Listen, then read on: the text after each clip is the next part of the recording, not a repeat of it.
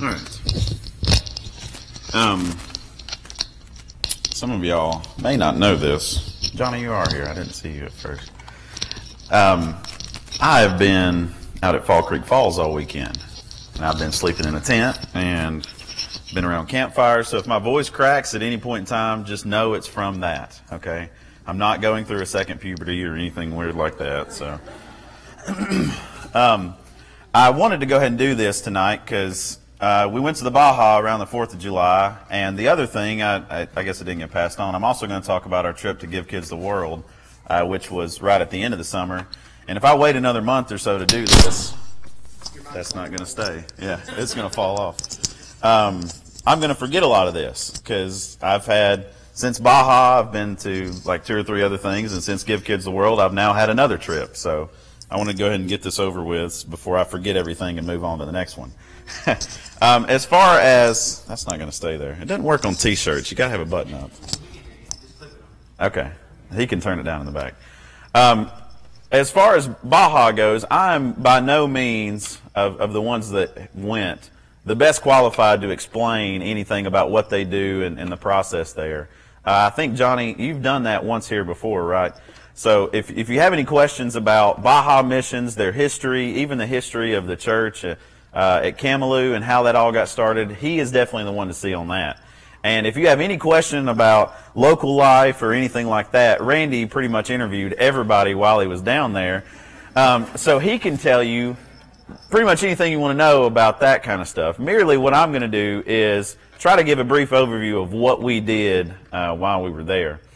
We've got pictures, and if Matt has me ready, do you have me ready back there? Yeah, okay.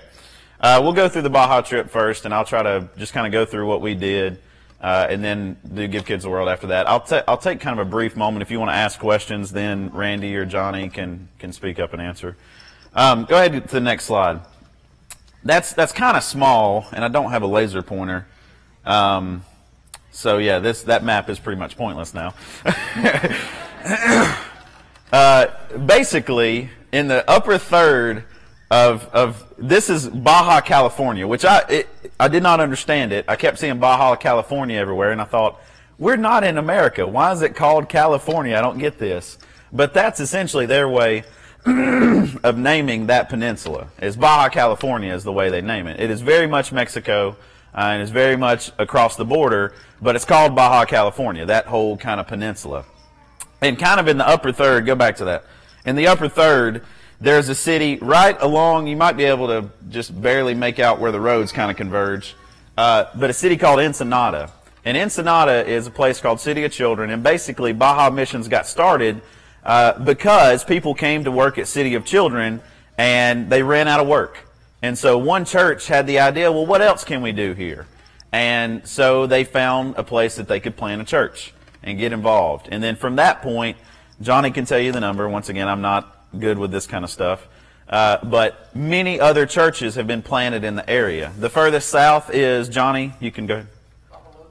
Papalote, which is probably about halfway down what you see on the map there. And then from there, basically up to Ensenada and possibly a little even further north, are all these churches that have been planted over the years. Now, the group we went with planted the church Camelou. Okay, that's the shirt that I'm wearing. It would be basically, somewhere between the halfway point of Ensenada and Papalote. This church has been going on 13, 14 years? 2004, so that'd be 11 years, okay. It's been 11 years in the making and started, much like you would imagine in a very small building, and then things have been added and added and added. As far as the construction goes, we may be the last group to go and actually have big construction projects to do there on site because they've pretty much reached where they need to be as far as a physical plant goes. Matt, go ahead and flip through my pictures here. While we were there were several things that were going on, and I just had a picture to kind of represent each one of them here. They had a medical clinic go on, and I have the numbers here because, once again, I'm not a number guy. But they saw 155 patients in their clinic. Okay, they had 2 doctors, a pharmacist, and a chiropractor. And then 6 nurses that were helping them with everything they needed to do. So each day during the day, I think, was it 4 days in Camalú and 1 day, what's the other town? Diez Ordez. That's Diaz Ordez, either way. Yeah. It's like southern versus northern dialect kind of thing, because I heard it said both ways. So, but yeah, so 4 days in Camalú, 1 day in Diez Ordez, whatever you want to say. And like I say, 155 people were seen for that. Go on to the next one. There's the chiropractor. I'll give you a little personal experience on this. I've never been to a chiropractor. He's killing time, had nothing to do, and he saw me real quick. I've never had my back popped as much as what he did. I think it popped 25 or more times from what I counted. And anyways, crazy experience. I don't know how well it did. Afterwards, I felt great. But anyways, he did a lot more serious stuff than that while he was down there, is what I was going to say. There were several coming in with major, muscular skeletal kind of issues, and he did what he could for them there on site. So that was part of the clinic that they had set up. Go ahead to the next one. We did a VBS and a gospel meeting every night. In a little while, you'll get to see the gospel meeting. That room, if you wanted kind of a reference of how big that room is, maybe the size of the youth room, maybe smaller.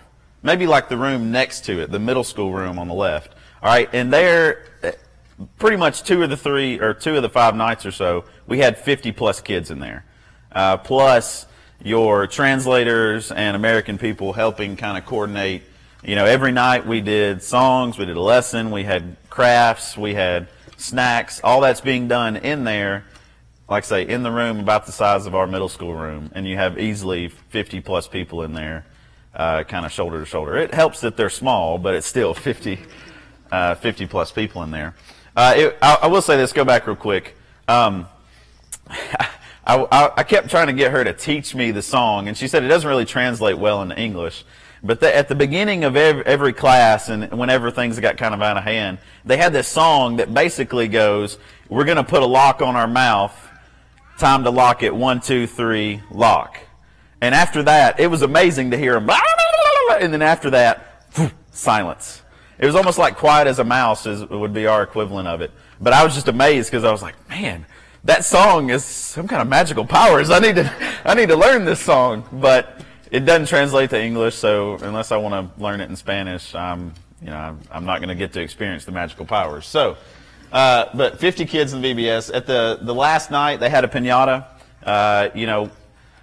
It was a dangerous situation, I will say that, but eventually the piñata was busted. Candy was everywhere. We helped by throwing some candy out there so that they didn't all maul each other for the candy. But that was kind of our way of ending the entire week. Next picture. This is the gospel meeting. The auditorium, I don't know, it's kind of a weird size, but as you can see, it's packed. The numbers that Johnny has was about 60 to 70 adults, probably each night for the gospel meeting. They had a speaker come from Chile. I'm not sure the relationship of how y'all knew them already, but they basically flew him into San Diego, and he came with us on the trip and did the gospel meeting. He was fantastic, great. We'll get to this in a little while, but he helped America out in a big way, and we'll describe that in a little while. The people that win are really laughing about it because they know what I'm going to say, but it was fantastic. And the guy next to him is somebody, once again, it's an acquaintance friend that could translate for him, and some nights he would translate it into English. Go ahead and go to the next slide. Randy and several other people at different times. Randy said, make sure you get a picture where I'm working and not sleeping. So, because apparently there are several pictures of him with his eyes closed, which he says he wasn't sleeping. But anyway, so this is my token picture of Randy doing work, because he did plenty. That's why he was so tired. But we handed out flyers in Camalú and also went to Diez Ordez, advertising both the clinic and the gospel meeting and the VBS. That was kind of part of the evangelism effort that they did. Go ahead and go to the next one. There were 13 baptisms throughout the week. People. One thing about their gospel meeting is they did have a good many come from kind of out of the area. to help kind of support that. But 13 baptisms overall is a great number when you're talking 60 or 70 at each gospel meeting. Go ahead and go to the next one. One of the things they do every time they're down there is they deliver what they call food sets, which basically they raise the money, go down there and buy the supplies, which you're looking at right now, and they organize this. Go ahead and go to the next picture, into these bags, which they put some other stuff with the food sets, but those are distributed. Right now, Camelou is going through kind of a economic down. I don't know the best way to describe it, but times are tough for the people there. There was kind of a big strike of some of the fields that most of these people work in, and that's kind of it hadn't set the businesses back in. You know how some of this kind of stuff works, especially in situations like this. But it didn't set the business back any, but it set the people back as far as financially and just what they're able to do. So the last few years, at least from my understanding, they've been doing this and just trying to do what they can to help with kind of the economic struggles that they're going through. But there's the 80 bags, I think there may be some in the other room on the other side. But that's what they end up having, and then those are distributed to those that are in need. All right, go ahead to the next one. The big construction project that we had was the original house for the preacher. It was a 4-bedroom house. I don't know. If any of you have tried to put pictures on a real estate website, you know how hard it is to get a picture of what rooms look like. That's why they do virtual tours now. Okay, we can never really get a good full picture of this, but it's a living room about the size of just a space of 4 pews here or something like that, and then 3 bedrooms off of that and 1 little bathroom. And what they were trying to do is convert the 2 bedrooms and the living room, so that's pretty much 75% of the building, into a kitchen. Because one of the main things that they do as far as a church is have meals together, and they do a lot of cooking. And previously they were cooking in a space about the size of our women's restroom or smaller, maybe half that of the women's restroom. So they were trying to give them a bigger kitchen so that they could cook more regularly and do things like that. This is them taking down the walls for the bedrooms from before. Go ahead and go to the next one. I can't remember. Yeah, this is what it looks like after the fact. Okay, they purchased, or I guess, was it donated? Okay, they purchased the stainless steel cooktop set down there and installed all this cabinetry here that previously wasn't there. Put sinks in, all that different kind of stuff, and then we built kind of a rolling island for them to serve off of if they need to. But that was our big construction project. We did a lot of other. Go to the next one. I think, yeah, there's the rolling island. Go ahead and go to the next one. Yeah, we did a lot of other kind of small jobs as far as construction related stuff goes. But that was kind of the big renovation thing that was going on while we were down there. Some of the other smaller things we did is we made some picnic tables. You can see those going together, and you go ahead and go to the next one. Those were delivered. I was not part of that crew. Where did those get delivered to? I think those went to Dios Ordez. Okay, Dios Ordez. So that was one of the construction projects. Another was along the back side of the building that has the satellite dish on it. That's the one where the renovation was going on. They had to dig up for a sewer line, basically, and we poured concrete back there. We also went down to a member's house who needed help pouring some concrete. We did several kind of small odds and end things like that, fixing a few things that need to be fixed, and renovating some of their bathrooms that they have, things like that. But the big project was the kitchen remodel. Go ahead and go to the next one. We also built a chicken coop for it was retired men / what was the other part of it? I think it's just retired men's home. Oh, okay. I saw the addiction rehabilitation. I didn't know. Okay. Yeah, it's a retired men's home, and just so that they could have some chickens and be a little more self-sufficient, we built them a chicken coop. That is Alvaton Engineering right there. There's nothing special about that chicken coop, but it's together, and that's the main thing. So, yeah, it functions. There's, if you've ever done work in a foreign country, that's your lifeblood right there, is a concrete mixer. You got to have that for pretty much everything you do. Go ahead and go to the next one. There was also, I've got the number on here, 9 mattresses that were purchased and donated. Were all 9 at the men's home? Okay, So all 9 went to the retired men's home. And to give you a little more background on that, my understanding, and you can ask Randy or Johnny if you have more information or want to know more, is there's basically a lady that was running this. No state funding, no any of this kind of stuff. She just, I guess how it comes is there was a need, and so she tried to do what she could to help that need. And she had been basically letting these 9 guys live in what she could provide, and she just, conditions were rough. There's not a lot of space. Beds were getting really out of shape, and so one of the things that they did is they purchased beds for everybody. And you can see there's nothing, those aren't Tempur-Pedic mattresses or anything fancy about them, but for them that is a Tempur-Pedic mattress compared to what they'd been sleeping on before. So that was a really cool thing for those that were able to go there. They said that was a pretty awesome experience. Go ahead and go to the next one. They also had a baby shower. How many different was it? It wasn't just for one baby, right? It was 7. Okay.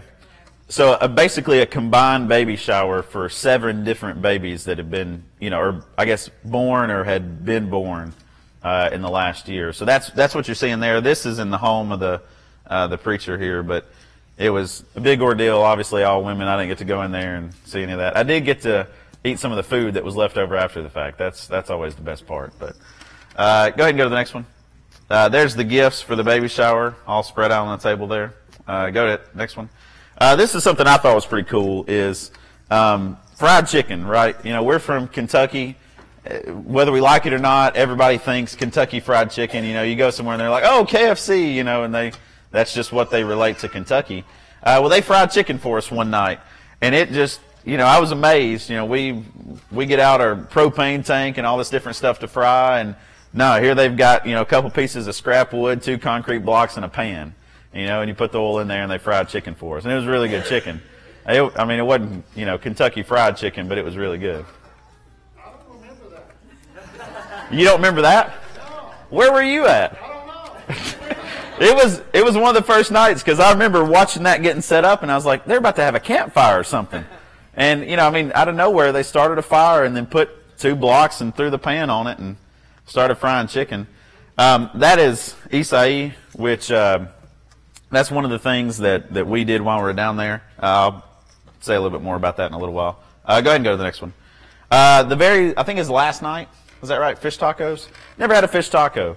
I'm glad that my first experience was a fish taco in Baja, California, because those were, since then I've had a few other ones, but those were really good. All right? So if you get a chance to have a fish taco, do it, from them. Not, I can't verify other places, but great opportunity. All right? The last night, and this is where I said that Pedro really helped out the Americans. The final night, and I guess this has been a tradition for 2 or 3 years. 3 years, okay. Is a Mexico versus America soccer game. Now, as you can imagine, some of y'all are laughing. From what I hear, the previous 2 years was a bloodbath. It was nothing close. I think they were, at some point they were just showing off and what they could kind of do. Well, here we go to play soccer, and we show up at an elementary school, I think it is, that has this concrete pad, and you can kind of see, they're sitting in bleachers, huge bleachers. The bleachers are probably higher than the school. You can tell how much how they feel about their soccer. But we're playing on this concrete pad that's, tiny little field. And it was great. It was fun. We rotated the Americans out and, kind of played a lot of different things. But we were allowed to have Pedro and I forget the other guy's name. Stephen. All right. Now, let me just say, we won that game, okay? We won it by 1 goal. I think it was 7-6 or something like that was the final score. And I think between those two, they scored, I think, 4 of them, or 3 of them. So it was a great game. Can't say that America really won because we had a little bit of help. We had a ringer, but that's kind of the American way, right? I guess, I don't know. It sets an expectation for the ministers. Oh, yeah? There's 2 ministers that scored, 4 goals. Yeah. So now you're saying me and Randy got to be there next year to score 4? Well, Randy, you got 3 of them. I'll get 1, okay? But all right, we'll stop there. One of the kind of day-to-day, to give you a basic idea of how it worked, there were 60 people there. We had, I think it was 8 from our group go. At any given time, there was about 5, 6 different things going on. And depending on which group you were helping with, whether it be the evangelism team, whether it be the construction team, the VBS team, whatever it is, you're all in different places doing stuff. So part of why, I couldn't give you the full picture of everything that happened is I didn't get to do all that. We were divided up and doing a lot of things. I was the one that kind of got put on small little projects and things like that. So, if you want a different experience of what some other people did, Amy, Randy, we were pretty much all in different places based on our talents. So each day was completely different. One day we did take, as an Albertson group, we just took that day and went and traveled around and looked to see, maybe what other opportunities there were in the area. Say if we wanted to go as a church and plan a church and make this a yearly thing that we do, we scouted out a few sites. Now we have some options. But essentially, it's something that we're going to be talking about over a longer period of time. It's the original church that was planted was in San Quintin, and San Quintin is big enough that there possibly could be another church planted there. It's kind of a north and south, and not everybody has a car there, so it's all within walking distance. And the city is kind of big enough that it could support another. So that's something that's on the table. There's also Ensenada, the big city where all this is kind of taking place. There's a possibility for us to do some stuff there in Ensenada. And then there's some other kind of smaller towns in the area that there's a possibility of planting church. So that's what kind of the future is. Now, obviously, that's going to be a discussion that's going to be happening, from this date on with us kind of having this big congregational meeting and stuff. It's kind of got pushed back. But that's what we could possibly be doing in the future. The Baja Missions, I was going to say a little bit more about them. Once they've kind of got this whole thing started, essentially what they are is the feet on the ground that you need in that area. So when you get there, it's not really practical or economical to try to travel with all your tools. It's not economical to take a table saw and miter, all the different things that you would and could need. It's not also economical to rent vans each and every time, especially when you have groups coming almost week after week after week. So one of the things they do is they have all that on site. And you say, we're coming down this week, this is what we need, and they provide that for you. So that's what Baja Missions is now. And they still work out of the same City of Children kind of facility there, but it's a separate part of what's going on there. So that's what Baja Missions is. And then the Camelou Church of Christ is the one specifically that we worked with while we're down there. Yeah. I haven't been to it. That is a really good website. Okay. So if you're curious more about that, go to the Baja Missions website. It's got a lot of good information about what they do specifically. Are there any questions about this before I move on to Give Kids the World? And like I say, it's not just me answering. Randy or Johnny can answer something that I maybe wouldn't know. What about next year? Like I said, we've got options. We haven't even had a chance to present them to the elders yet because of the congregational meeting and whatnot. So we're, that's kind of on hold right now. We're talking about it and trying to figure out what's next. If you had to recommend the lowest age of a child that could go, and I'm sure there's some aspect of safety. What would you recommend? We talked about the first year we do this. We said seniors and up, seniors in high school and up. Now over time, that could be expanded. I think the youngest that they took maybe would have been, 14. We wouldn't want to do that right away. Down the line, we may be able to, it may be a well-oiled machine enough that could happen. But at first, you want people that, could go through customs without too much help and things like that. Yeah. Baja Missions recommends 14 and older going into high school just because of the potential danger. We've not had any problems at all, but just to have teenagers that can be responsible in situations where you just may be surprised. Yeah. And that far from home, and things happen. On the way there, before we even got to Camelou, we had a truck overheat. And Jay burned his hand trying to fix it. So, You know, that kind of stuff happens, and you don't want somebody that's going to, you know, you're sitting on the side of the road on the side of a mountain, and they're not going to be able to sit still and you know, take directions and that kind of thing. So you definitely want somebody that's mature enough that can handle a little difficulty without making your life miserable. So, any other questions? Our options right now are probably going to be working in Ensenada with the new church and an old church. It's not real far apart. That's because the San Quintin church. Yeah, that's not short term. That's what I'm really interested in. That the church has got to where the point that they're going to appoint elders, and they want to wait until they appoint elders, and then that church actually assists in starting the other church, which is a good plan. Yeah, it is. Because you don't want to create any kind of animosity amongst the city of a church being, you know, created. The next year probably we're looking at Ensenada. We'll look at it on the map. It's a big city. The new church is in a rather affluent area, and then there's an older church that they just need a lot of encouragement. They never have grown a lot. They don't have people coming and helping them out. So we're thinking about, this is all in discussion stage. We're thinking about helping both of them out. Y'all be able to hear that? I can kind of restate it. Basically, the San Quintin is long term. It wouldn't be ready for next year, but next year we could go and help a small kind of house church that has been started over the past 2 or 3 years, and also a church that has been there for a long time but just really needs some support, because one is in the middle of the city and wouldn't need a lot of, you know, it wouldn't need a clinic because, like I said, it's more affluent area. It wouldn't need a lot of the normal stuff that you would do on a mission trip. So that's why we would get involved with the other church as well. But it's all in discussion phase. None of that's off the ground yet.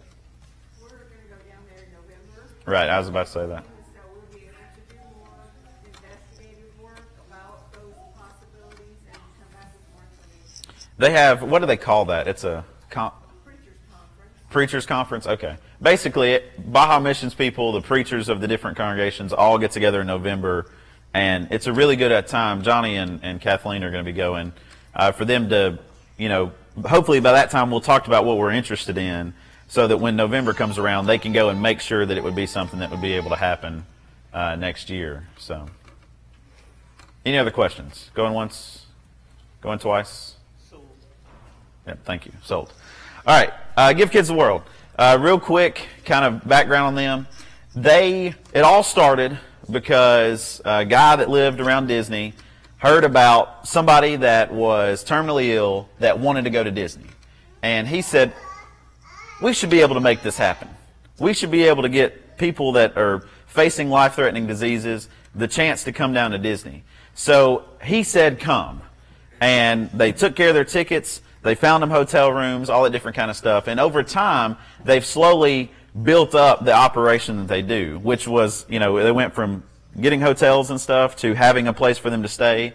Having a place for them to stay has now become almost kind of a park in and of itself.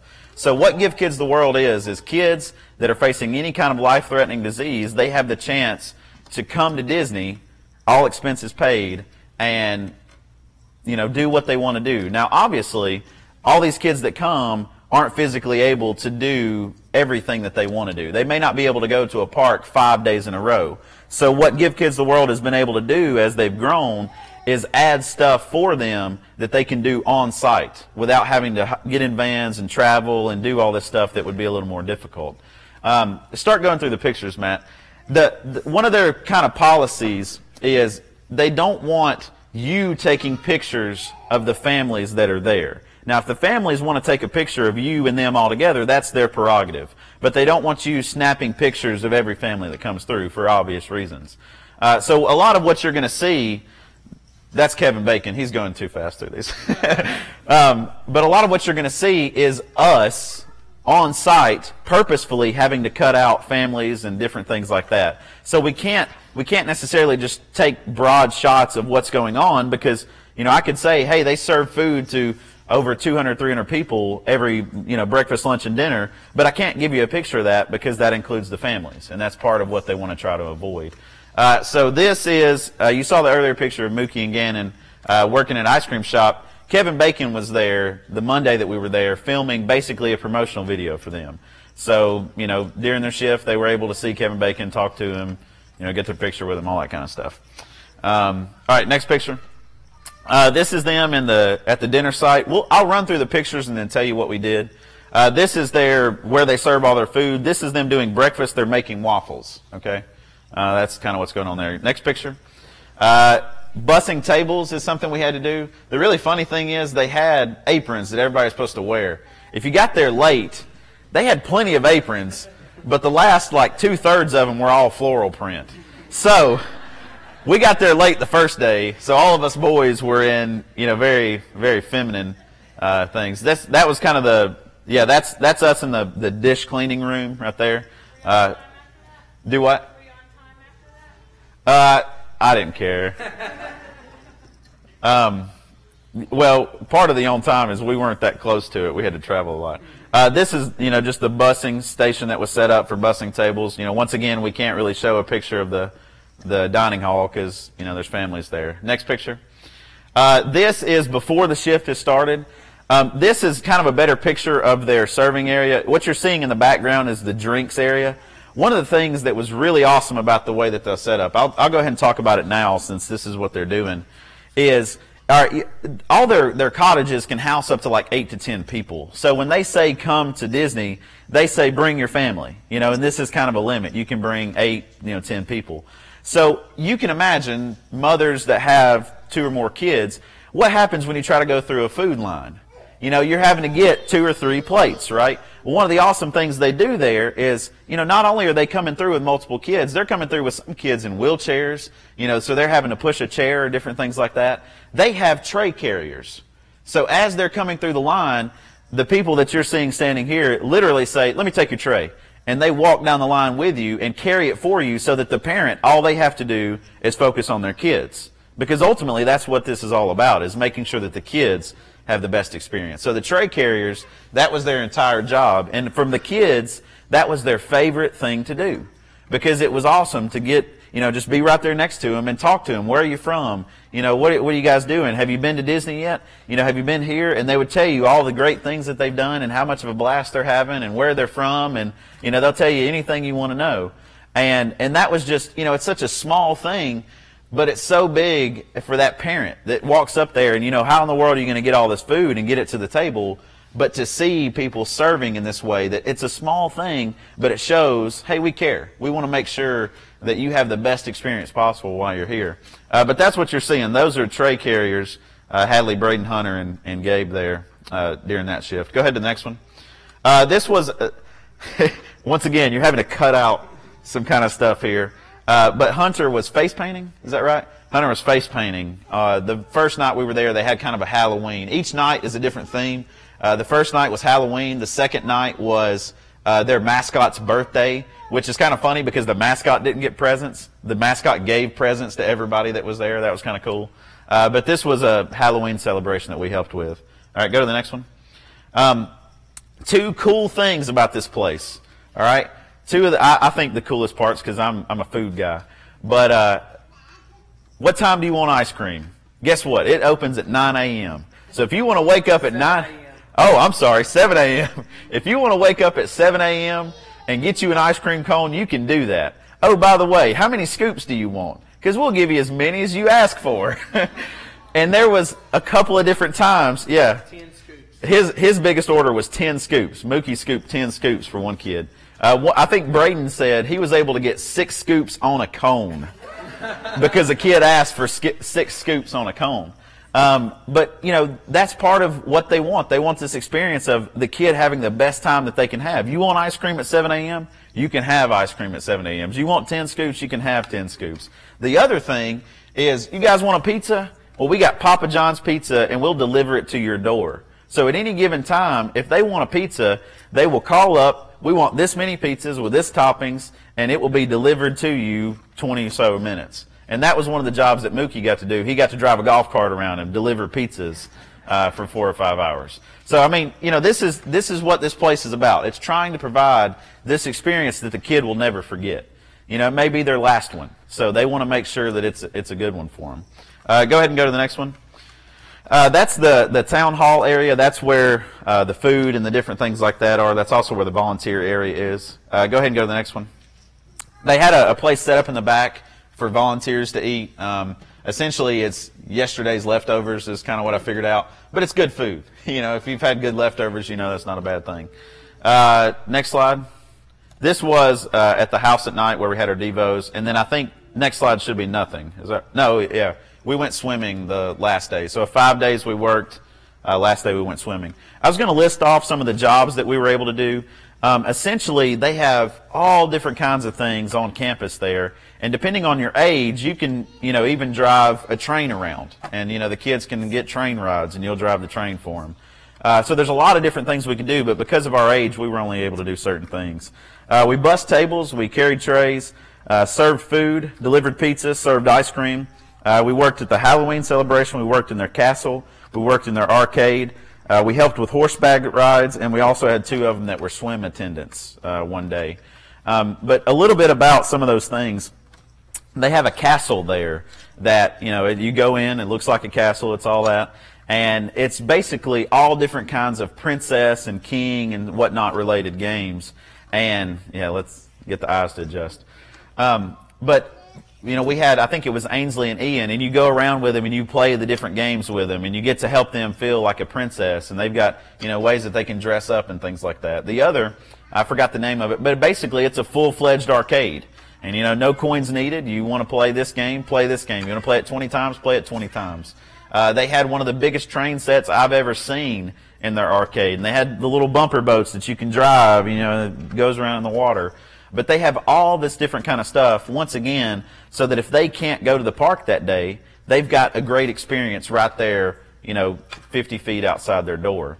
It was really an awesome experience. And one of the things that blew me away is it wasn't all Americans. I mean, we had people from whatever country you can think of, we had them. One of the nights, I think I was serving like vegetables or something, and the guy next to me was Scottish. And man, he was Irish. It was one of the two. But the entire time, I got to hear him say, tomatoes and lettuce, and, you know, in his accent the entire time. And not only that, the people coming up to him are Australian and British and all this. So it was just awesome to get to hear all these different accents, knowing they're from all over the world, coming together and, you know, making a great experience for these kids that are facing some really difficult things in their life. So it was an awesome time. It was a lot of fun. You ask any of the kids that went, they say that may have been their favorite trip of all the different things we've done. And that's saying something, because we've had some awesome trips to a lot of different places. We are planning on doing it again. I don't know that it'll be in the summer, just depending on how the mission trip and things like that shake out. But if you're interested in going, adults can go. In fact, adults can do more than what we were able to do, because you can drive, because you don't have to have supervision, things like that. So if anybody wants to go, you know, next time we do it, just let me know, and we'll be glad to help you go, because it is really, it's a great experience, and we had a lot of fun. Kevin, did you have a good time? Oh yeah, we had a big time. Yeah, and he was, you know, shoulder to shoulder with a lot of crazy hyper teenagers, so. Yeah, he did need supervision. Just kidding. But anyways, 2 great trips. Both serve, I think, a great purpose. And really, that's what we should be about as Christians. We should be about showing people we love you. We care about you. We want to make sure that whether you're in Mexico, whether you're facing a life-threatening disease, we want you to know that there's a God that created you and loves you and wants the best for you. And, you know, if you're here tonight and you haven't experienced that, we love to add you to this body. We'd love to talk to you about Jesus. Respond to the invitation. Come now as we stand and as we sing. Be with me, Lord. I cannot live without thee.